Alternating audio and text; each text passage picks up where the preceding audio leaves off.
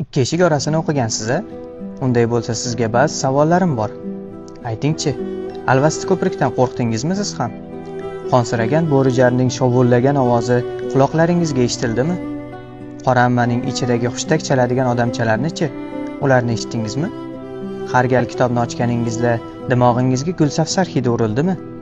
Traktordan anqigan kerosin hidini-chi, uni sezdingizmi?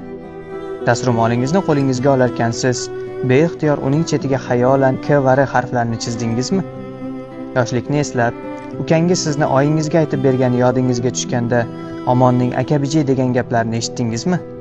Yoki qo'lingizni musht tutganingizda Shomrodning yelkasidagi nemis zambaragidan qolgan chuqurcha yodingizga tushdimi? Ovqat uchun tayyorgarlik ko'rarkansiz, undagi kartoshka va karamlar uchun bir paytlar Oqsoqol, Husanduma, Robiya va ochillar qishning qahraton kunlarida qor va loy kechib kavlashga majbur bo'lganini eslaysizmi?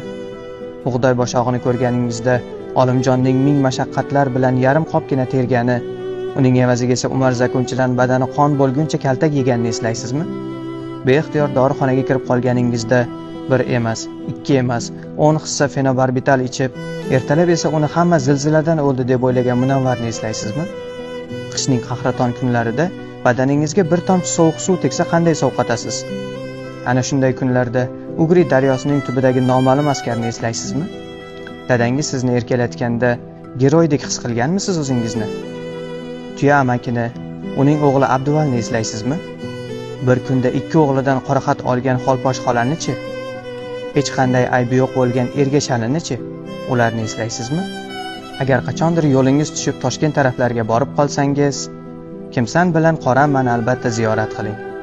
Axir ular bizni eshitishadi.